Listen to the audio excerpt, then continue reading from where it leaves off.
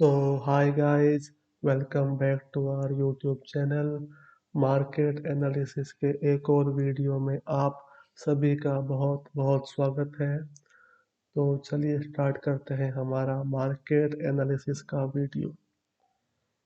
तो जैसा कि आप सभी लोग चार्ट पे देख सकते हो, यहाँ पर मैंने major support and resistance zone mark किए हुए हैं। एंड अगर हम निफ्टी 50 का एनालिसिस स्टार्ट करें तो अभी मार्केट उसका मेजर सपोर्ट लेवल ब्रेक किया था, जो कि उसने 2 वीक पहले ब्रेक किया था। वो लेवल था अराउंड 24,300 का।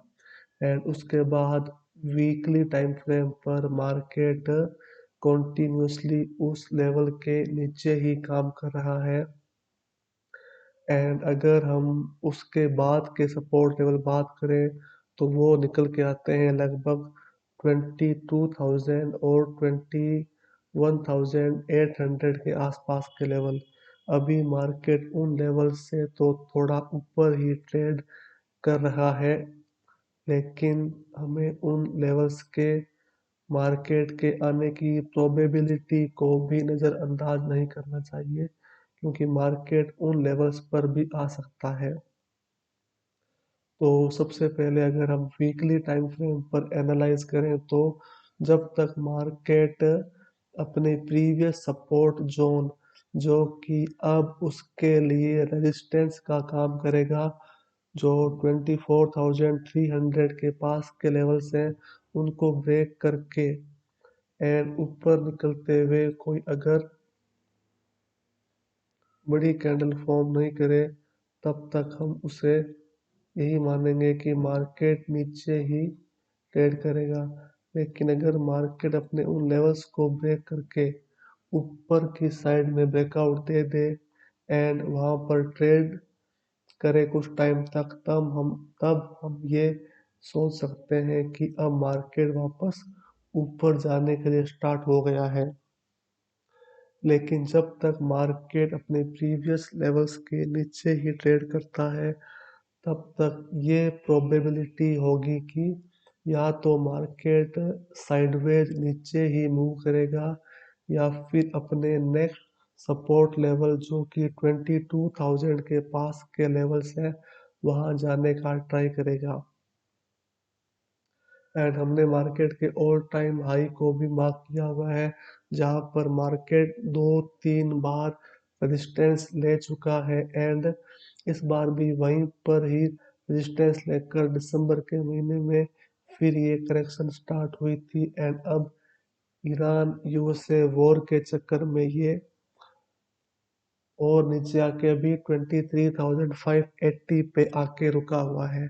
अगर हम डेली टाइम फ्रेम पे आए तो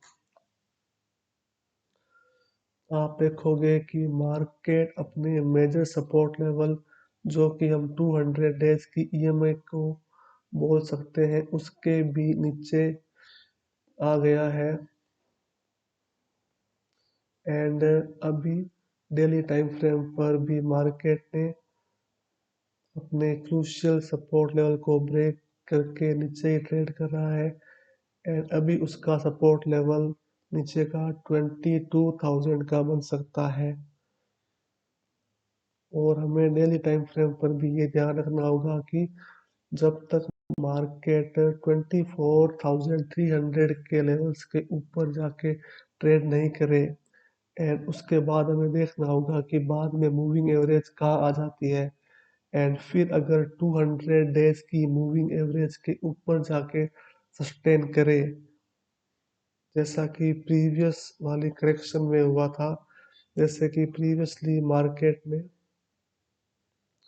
जब यहाँ पे अपनी करेक्शन पूरी की थी, तब वापस मार्केट 200 डेज की ईएमए के अपर स्ट्रॉन्ग कैंडल बना के ऊपर की साइड में गया था। एंड फिर काफी टाइम तक ऊपर ही रहा था एंड अल्टीमेटली 26,400 के आसपास के हाई बनाए थे। तो वापस से हमें उसी पैटर्न को देखते रहना होगा कि मार्केट अपने क्रूशियल लेवल्स के ऊपर आके टिके एंड 200 डेज की ईएमए के ऊपर आकर ट्रेड करें। अगर हम 1 आवर के टाइम फ्रेम पे आ जाते हैं तो वहाँ हमें सबसे पहले सिग्नल मिलेंगे। अगर मार्केट आर्ली टाइम फ्रेम पर अपने क्रूशियल लेवल के ऊपर आके वही सेम लेवल 24,300 के लेवल्स एंड फिर अगर 200 डेज की ईएमए के ऊपर आके ट्रेड करे एंड शॉर्ट टर्म 20, 50 एंड 100 की मूविंग एवरेजेस भी 200 डेज के ऊपर आने लग जाए and short term moving average का स्लोप अपवर्ड की तरफ हो जाए तो हम प्राइस एक्शन में इसे स्ट्रॉन्ग मोमेंटम बोल सकते हैं। लेकिन तब तक के लिए मार्केट नीचे ही रहने की संभावना है। तो हमने निफ्टी के क्रूशियल लेवल्स की बात कर ली है, तो यही है हमारे अभी तक के क्रूशियल लेवल्स। क्रूशियल लेवल्स को मार्क करके रखो एंड मार्केट जैसा भी इंडिकेशन दे उस पे हमें रिएक्ट करना होता है कि अभी मार्केट ने क्या किया है। तो जब तक नीचे के सपोर्ट लेवल 22,000 ब्रेक नहीं हो जाते तब तक नीचे की साइड में पॉजिटिव हो सकते हैं कि इससे ज़्यादा और नहीं गिरेगा। लेकिन ऊपर की साइड में भी 24,300 के लेवल्स नहीं ब्रेक कर लेता तब तक ऊपर की भी पॉसिबिलिटी थोड़ी कम हो सकती है। तो लेट्स सी कि आगे क्या करता है मार्केट। तब तक के लिए बाय, मिलते हैं हमारे